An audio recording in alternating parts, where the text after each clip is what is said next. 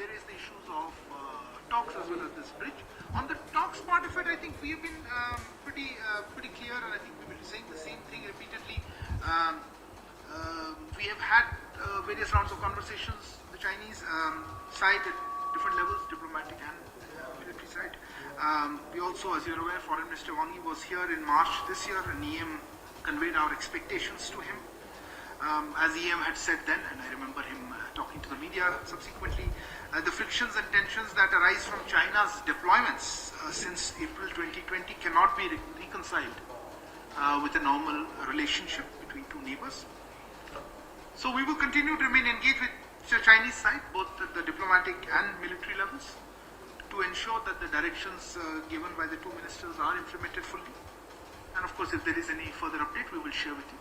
So that's on the talks part of it. We have seen media reports and other reports on the so-called bridge, or I don't know if it's another, somebody said second bridge, or if it's an expansion or widening of the current bridge. Look, probably, and the area that is referred to is, of course, we've always felt this was occupied, and we have had our for decades.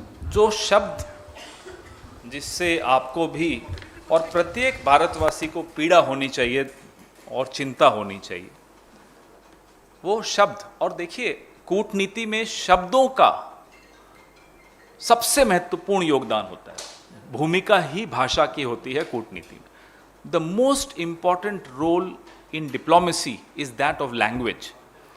और हमारे विदेश मंत्रालय के spokesperson ने कल क्या शब्द इस्तेमाल किए? इट इज फेल्ट कि चीन का कब्जा है उस जगह पर।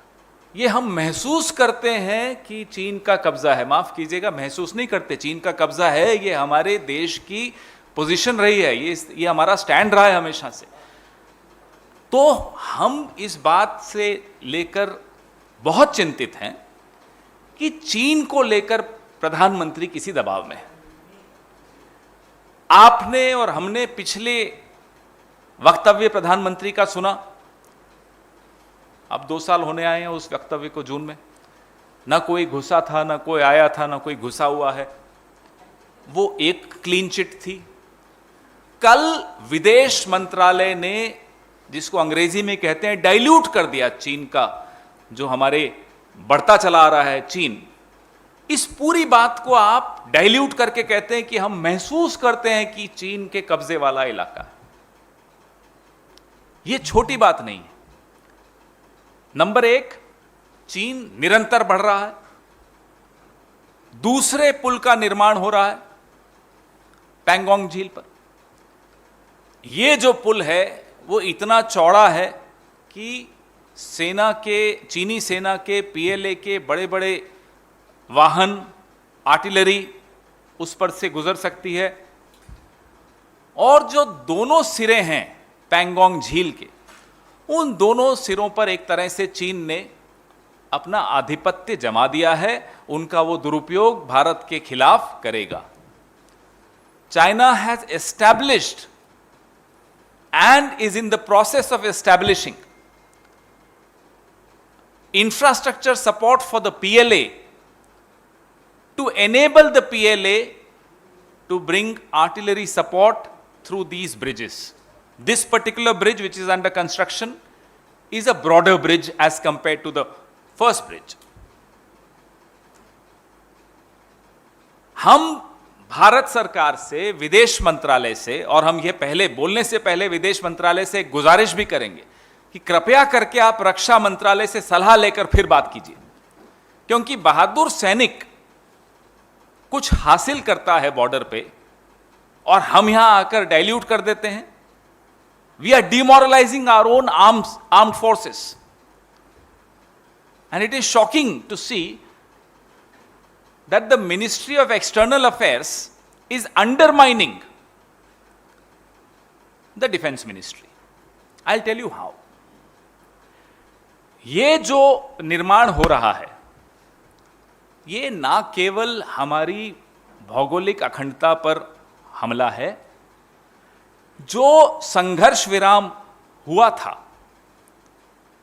ये उसका उल्लंघन है। और वो संघर्ष विराम के चलते भारत ने, बड़ा महत्वपूर्ण बिंदु है ये, उस संघर्ष विराम के चलते भारत ने जो सामरिक दृष्टि से महत्वपूर्ण ठिकानों पे कब्जा था भारत का, हमारे बहादुर सैनिकों ने वो कब्जा किया था, वो छोड़ दिया था। तो संघर्ष विराम की पालना हम कर रहे हैं, भारत कर रहा है, चीन उसका उल्लंघन कर रहा है, और विदेश मंत्रालय आकर उनको दूसरी क्लीन चिट दे रहा है, पहली प्रधानमंत्री ने दी थी। आज समझ में आता है कि जो रोज टीवी पर शाम को चलता है कि खुदाई में ये मिला, ये मेरा है, ये मुसलमानों का नहीं है, ये ईसाइयों का नहीं है, बौद्धों का नहीं है, ये क्यों हो रहा है? ये इसीलिए हो रहा है कि चीन लगातार हमारी भौगोलिक अखंडता पर हमला बोल रहा है। As we speak China is trespassing, as we speak China is violating the ceasefire agreement, and this is the same ceasefire agreement under which India gave up the vantage points that we had under our possession. And we got that vantage point under our possession thanks to our brave army.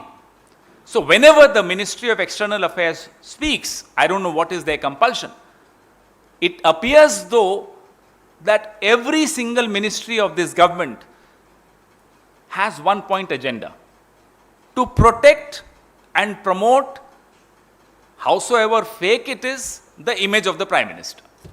कितनी ही नकली छवि हो प्रधानमंत्री की, तमाम मंत्री सिर्फ और सिर्फ उस छवि को बचाने के लिए, बढ़ाने के लिए काम कर रहे हैं। देश की छवि का क्या होता है, देश की सीमाओं का क्या होता है, देश की 60 साल की जो पोजीशन होती है कि ये चीन के कब्जे वाला इलाका है, आप उस पोजीशन को भी सरेंडर करने को तैयार हैं। क्यों?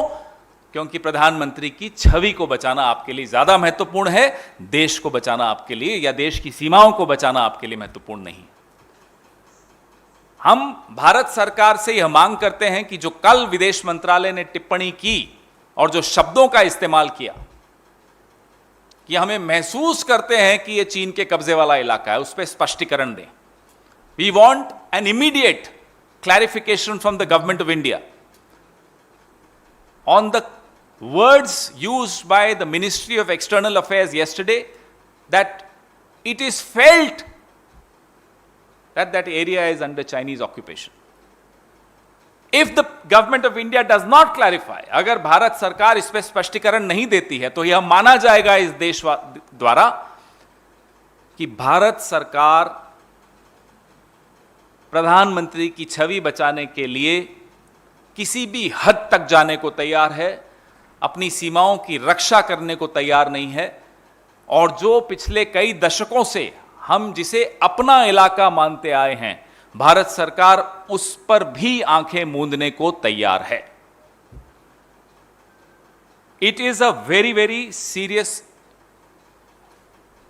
point of concern, issue of concern for each one of us, and we would call upon the Prime Minister, और तो किसी की चलती नहीं इस सरकार में, to for a moment temporarily forget about his own image. Think about the country. Think about the brave army braving all odds of weather, of the enemy, and valiantly protecting our borders. एक बार उनकी चिंता कीजिए। हम जब यहां AC के कमरों में बैठे होते हैं, वो वहां जूझ रहे होते हैं खराब मौसम से, दुश्मन से, खतरों से, अपनी जान पर खेलते हैं। उनके भी परिवार हैं घरों में, गांवों में, शहरों में। प्रधानमंत्री अपनी छवि की चिंता कुछ वक्त के लिए भूल जाएं और खुलकर बोलें कि चीन उस इलाके पर पुल बना रहा है जो भारत का है और चीन का उस पर अनधिकृत कब्जा है।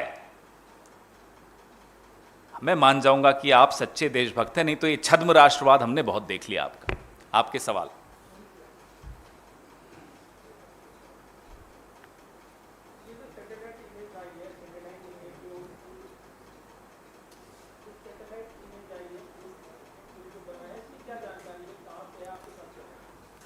जो दोनों एंड्स हैं लेक के, उन दोनों पर से एक एक पुल आ रहा है। पहला पुल इतना चौड़ा नहीं था, दूसरा पुल इतना चौड़ा है कि सैन्य उपकरण, आर्टिलरी डिवीजन, यह सब उस पर से आ सकते हैं। और पूर्वी लद्दाख में जिस तरह से जिन स्थानों पर, जिन पॉइंट्स पर चाइना अपने उपकरण लगा रहा है, अपना इंफ्रास्ट्रक्चर बना रहा है, उसके बाद जो एडवांटेज हमें मिलता था वो एडवांटेज हम खो चुके होते हैं। जो सामरिक दृष्टि से भारत को एडवांटेज मिल सकता था, अब ऐसी कोई हाइट नहीं है वहां जहां हम रुक कर, हमारी सेना ठहर कर मुकाबला वहां कर पाए, क्योंकि जो स्ट्रेटेजिक पॉइंट्स है वहां चीन अपना काम करता चला गया। जब मोदी जी अपनी छवि निखार रहे थे तब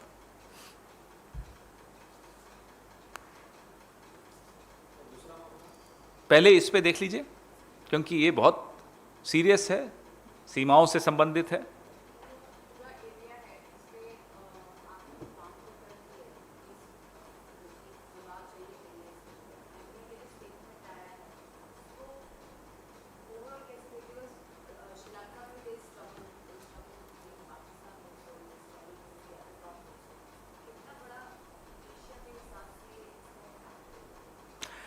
ये आपको कई बार हम उदाहरण देते हैं, और जब ये उदाहरण देते हैं तो कोई खुशी नहीं होती मन में, दुख होता है। दुख क्यों होता है कि विदेश नीति, पहले भी सरकारें, गैर कांग्रेस की सरकारें आई थी, विदेश नीति से कोई खास छेड़छाड़ कोई नहीं करता। अटल जी की सरकार थी, लगभग उसी विदेश नीति पर चलते थे। मोरारजी भाई की सरकार थी, लगभग उसी, और इंदर कुमार गुजराल और देवगौड़ा जी की सरकार, कोई भी विदेश नीति से छेड़छाड़ नहीं करता। यह पहला उदाहरण आपको मिलेगा जिसका नतीजा सबके सामने है कि आज छोटे छोटे देश भी हमें आंख दिखा देते हैं। यह पहला उदाहरण आपको मिलेगा जहां प्रधानमंत्री को सिर्फ और सिर्फ का उनका एक एजेंडा है कि तालियां कैसे बटोरनी है घर में और घर से बाहर। तो तालियां बटोरने का जो इवेंट होता है वो तो 1 घंटे का होता है, 2 घंटे का होता है, लेकिन उस दौरान जो आप कर देते हो उसका खामियाजा देश भुगतता है। आपने देखा चीन लद्दाख में, नेपाल उत्तराखंड में नक्शा बदल के छाप देता है, कोई छोटी बात नहीं होती। वो भी एक देश है, वो अपना नक्शा बदल रहा है और आप चुप बैठे। और चीन का आप क्या जवाब देते हो? ऐप बैन कर दी। अभी भारतीय रेल ने चीन की कंपनी को कितना बड़ा ठेका दिया, जरा पूछिए। तो ऐप बैन करके आप लोगों को मूर्ख बना रहे हो और चीन के साथ बिजनेस एज यूजुअल कर रहे हो, तो आपकी नीयत में खोट है, नंबर 1। नंबर 2, आपकी समझ, माफ कीजिएगा, बहुत बौनी समझ है, आपकी समझ नहीं है। और जिनके पास समझ है, अफसरों के पास होती है, ब्यूरोक्रेसी के पास होती है, आप अपने आप को उनसे भी ज्यादा इंटेलिजेंट समझते हैं। आप अपने मंत्रिमंडल में सबसे ज्यादा अपने आप को इंटेलिजेंट समझते हैं। तो जो आदमी इस गलतफहमी का शिकार होता है कि मेरे अलावा और किसी को कुछ नहीं मालूम, वो ऐसी गलतियां करता है। उस आदमी का नाम है Narendra Modi.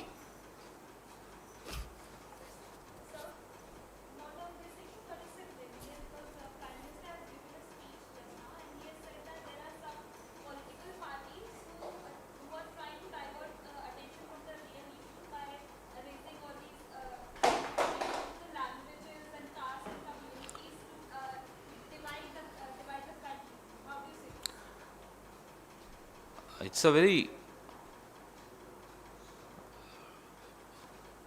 comic comment. You said the Prime Minister just gave a speech. Well, that's exactly what he does from morning to evening. But when he speaks, does he realize, and I'm sure he does realize because it's his office that sends messages to channels every morning, and we've seen those messages, directing them that this is the issue to be raised. And what are the issues being raised over the last 15 days on channels? It's for everyone to see. Is the Congress asking those channels to raise issues of मंदिर versus मस्जिद, fountain versus शिवलिंग? हमने कहा क्या यह मुद्दा उठाने को? Channels हमारी सुन रहे हैं या किसी और ऑपोजिशन पार्टी की सुन रहे हैं चैनल्स? ये डिबेट्स कौन करवा रहा है? ये एजेंडा सेटिंग कौन कर रहा है? प्रधानमंत्री को बताना पड़ेगा हमें। 18 घंटे जागने वाला आदमी 17 घंटे मीडिया में और सोशल मीडिया में क्या चलना चाहिए उस पर ध्यान देते हैं। 1 घंटा मेकअप करते हैं, हमें नहीं मालूम क्या करते हैं। वो हमको बोल रहा है कि एजेंडा सेटिंग हम कर रहे हैं। इससे ये तो ऐसा मजाक है जो भक्तजन भी नहीं मानेंगे, उन्हें भी हंसी मोदी जी पर आ जाएगी। तो उन्हें बोलने से पहले सोचना चाहिए, इतना आत्मविश्वास नहीं होना चाहिए उनको कि वो जो बोलेंगे उनके भक्त मान लेंगे। उनके भक्त भी नहीं मानेंगे। पूछिए प्रणव जी से, ये साथ बैठे हैं, जो रोज शाम की डिबेट्स की लिस्ट आती है, क्या उन डिबेट्स में हम जाना चाहते हैं? करिए ना महंगाई पे डिबेट्स, करिए बेरोजगारी पे डिबेट्स, करिए इस बात पर डिबेट कि पूरी दुनिया में सबसे महंगी गैस हिंदुस्तान में क्यों होती है, रसोई की गैस। हम तैयार हैं। अपने किसी मंत्री को भेज दीजिए हमारे किसी नेता के साथ डिबेट करने को, हम तैयार हैं। अरे प्रधानमंत्री जी, अगर आपको एजेंडा सेट करना है तो आइए ना, प्रेस कॉन्फ्रेंस कर लीजिए, खुली प्रेस कॉन्फ्रेंस कर लीजिए। हिम्मत है नहीं ये छुप छिप कर अपने अफसरों के थ्रू, अब अफसरों का क्या नाम लेना, उनके माध्यम से आप सबको मैसेजेस भिजवाना कि आज इस पे डिबेट हो, ये एजेंडा सेट करो, और फिर बाहर आकर कहना देखिए ऑपोजिशन एजेंडा सेट कर रही है। शर्म आनी चाहिए।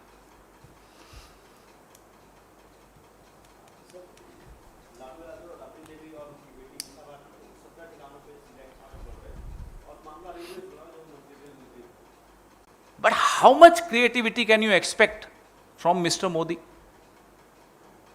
भाई उनका भी तो क्रिएटिविटी सूख गई ना, अब खत्म हो गई। तो अब वही पुराने ढर्रे की बार बार चलाते रहते हैं। Nobody is surprised with these raids. These raids are a way of distracting attention from the failures of this government.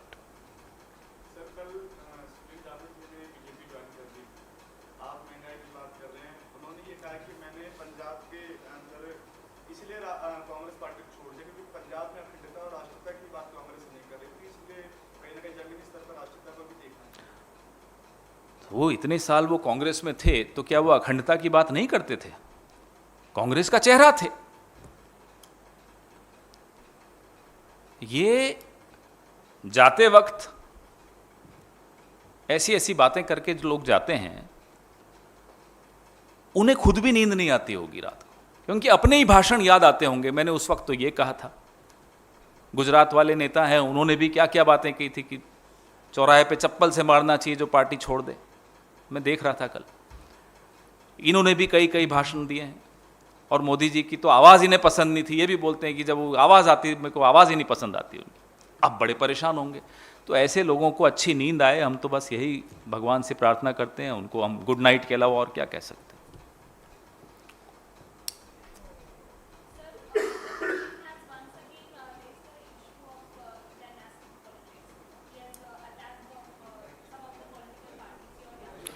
I don't know why is he attacking Jyotiraditya Scindia or Anurag Thakur.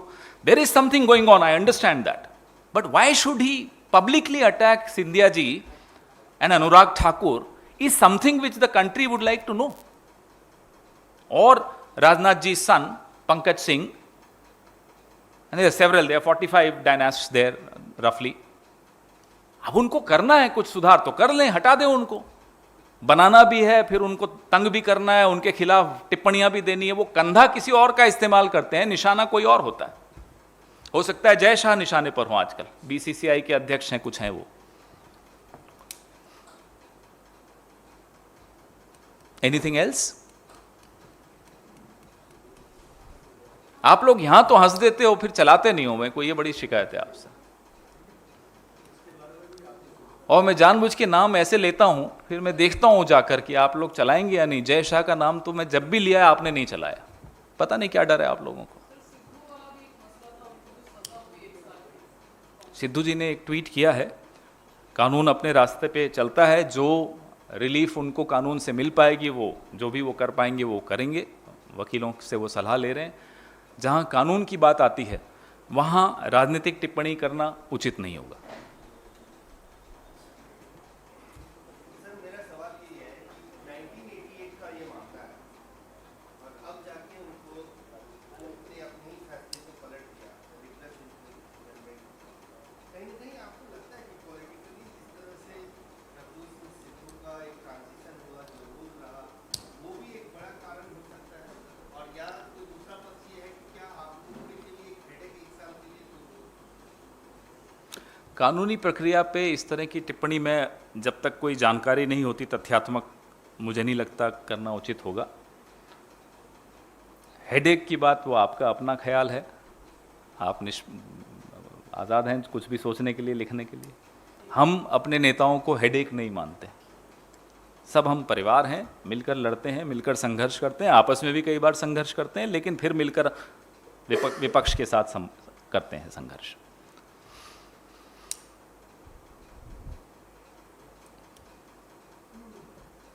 कुछ और जय शाह पे या किसी पे कुछ सवाल किसी को पूछना हो, सिंधिया जी पे, जय शाह पे, अनुराग ठाकुर पे, मैं बैठा हूं, बताइए। कांग्रेस पे तो आप पूछते ही रहते हैं। सिद्धू ने जिसके सर पे मुक्का मारा, जब भी आप बात करते हैं तो आपके दिमाग में वो आदमी आता है या सिद्धू आता है? देखो, उस केस के बारे में मैंने ज़्यादा जानकारी मेरे को नहीं है, तो किसी केस में ऐसे टिप्पणी करना बिना तथ्यों की जानकारी के अच्छा नहीं रहेगा।